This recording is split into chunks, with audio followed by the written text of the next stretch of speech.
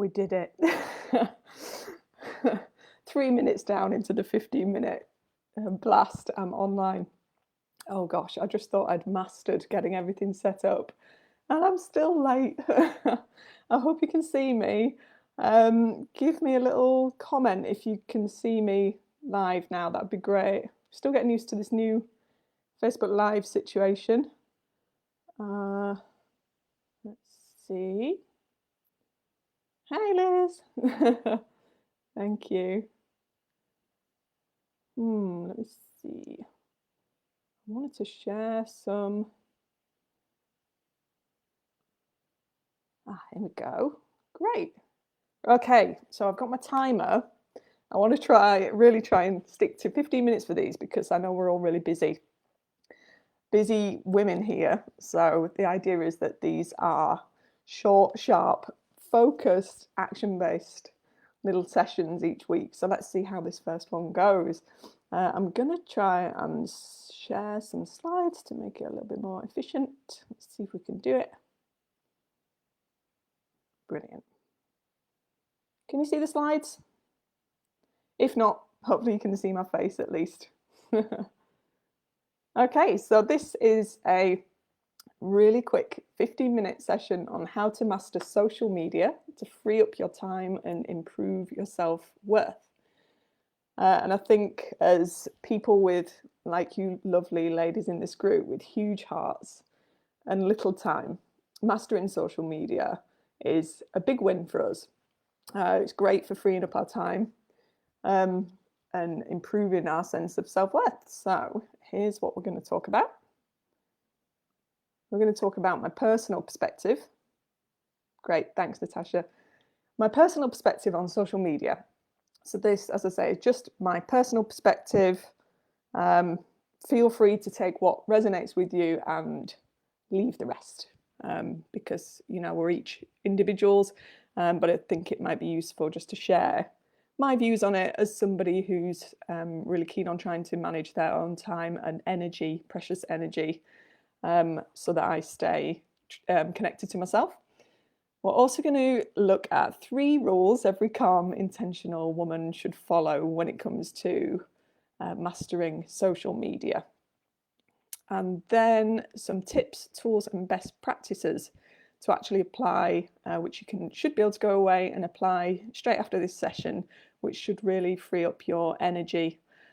So let's get started in the interest of time. So we're going to start with my personal perspective on social media. So here's what I think about social media right now and its impact on us and how we can manage it. So I would say, to start with, to strive to engage with social media intentionally and with full awareness. And that is a battle in itself, I appreciate.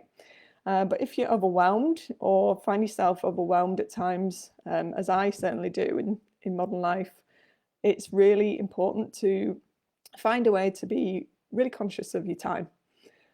And social media is something that we can easily, unconsciously spend a lot of time on. So secondly, consider why you want to be on the platforms. So really just taking a step back and thinking, why did I sign up to this platform in the first place? What value is it actually adding to my life? And is it potentially replacing real life interactions? Maybe it is, maybe it isn't, but it's just good to ask yourself those questions, I think, and just think about, you know, what am I getting from this time spent on this platform? And then just again, awareness around knowing that each individual platform is another place for our attention to be spread. You know, so there's Facebook, but there are also many, many other platforms and always new platforms coming out.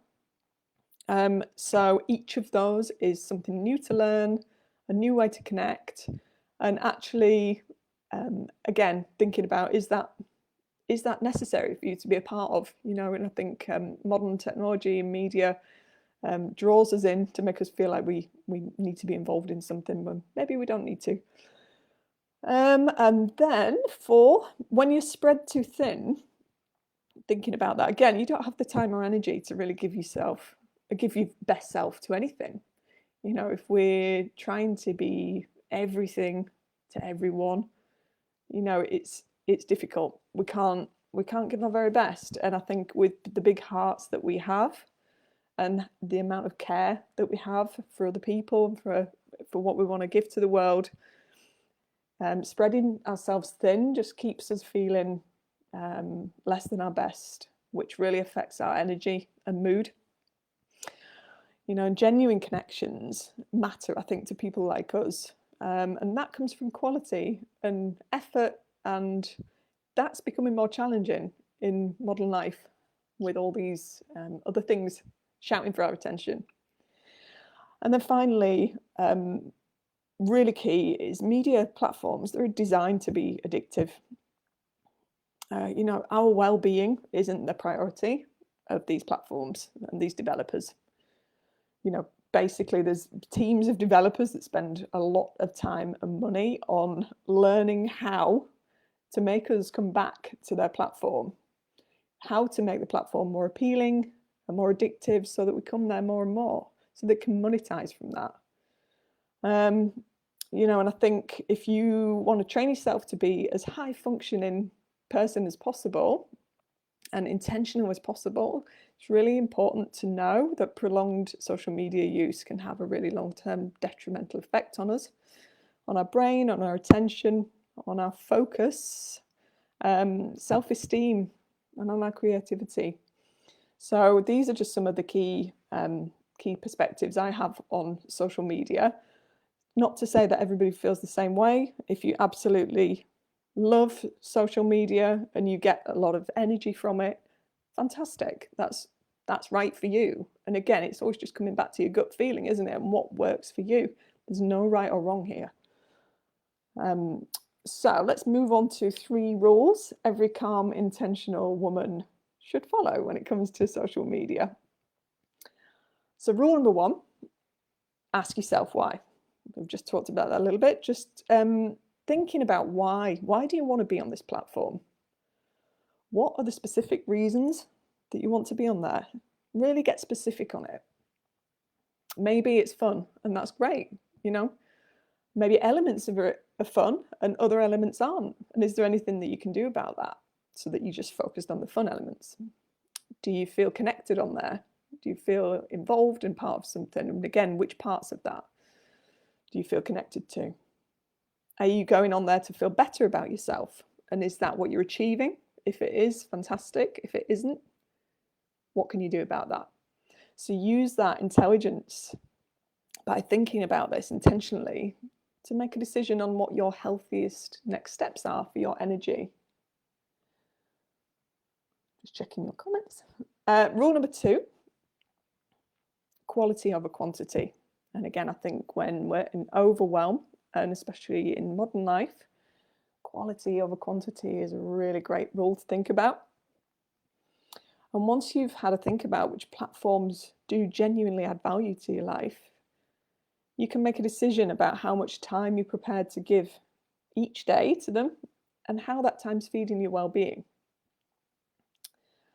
So take time to consider who you follow, why you follow them, who you're friends with, why you're friends with them. Are they friends in real life? Are they? And again, none of this is about judgment. It's just taking a curious look. How does their content make you feel? Does it make you feel much happier and more energized, or does it take your energy away? Experiment with unfollowing, muting people, the little secret things that people won't realize you're doing it, but you're still managing your energy. And think about seeking out people, you know, more people who do uplift you. So looking at the people who uplift you and why they uplift you, and then find more of those people. Start to build your positive community, make it work for you. And then rule 3, you're in control. You get to choose. You get to choose which notification settings are going to pop up on your phone. You get to choose the content that fills your feed. You get to choose who to follow. You get to choose whether to have this as an app on your phone or whether to just access it in other ways, when to look on the platforms. All of this is a choice. but that can be quite easy to forget because we go on social media so often unconsciously. So let's move on to tips, tools, and best practices which can be applied quickly and can help us to take the control back with social media. So these are some things that have worked for me, which I wanted to share with you, which, like I say, are practical.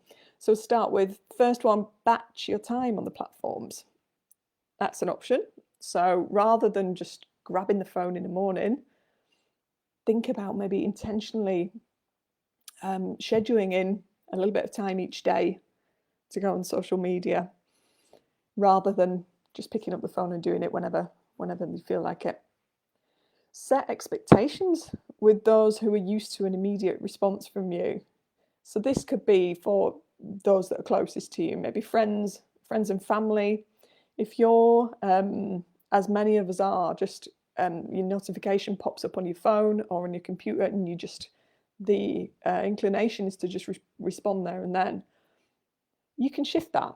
So it doesn't have to be so all-consuming. So you could choose to send them a quick note, the people that really matter to you, just to let them know, give them a heads up. I'm going to be, I'm on social media, but I'm not on there all the time at the moment. I'm just heading on there at certain times of the day. So if you don't hear from me immediately, you can give me a call if there's anything urgent.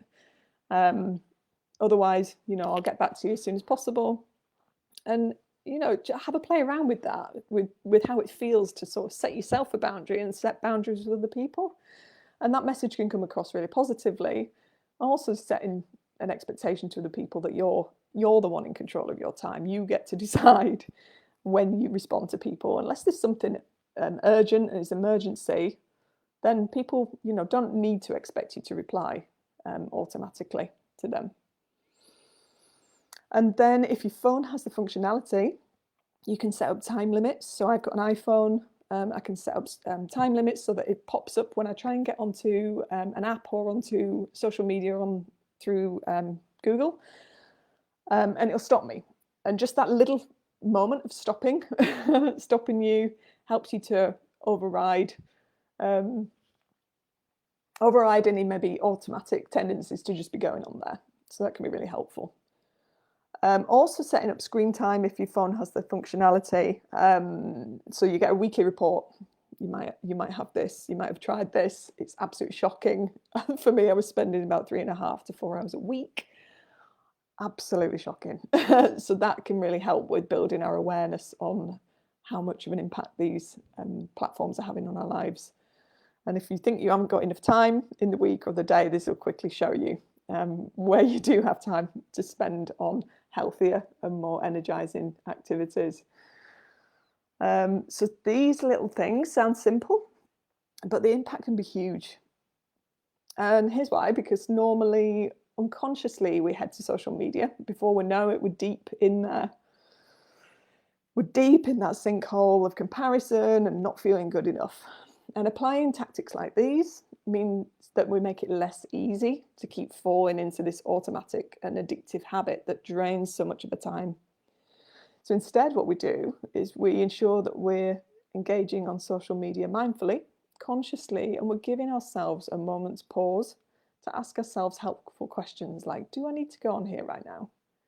Do I really want to use my precious time on this today? Is this really how I want to invest my energy? And that little pause can help us break this addictive habit. And it gives us more choice about how we engage in social media and how we use our energy. So, I mentioned, my screen time revealed that I was spending about 4 hours a week on this.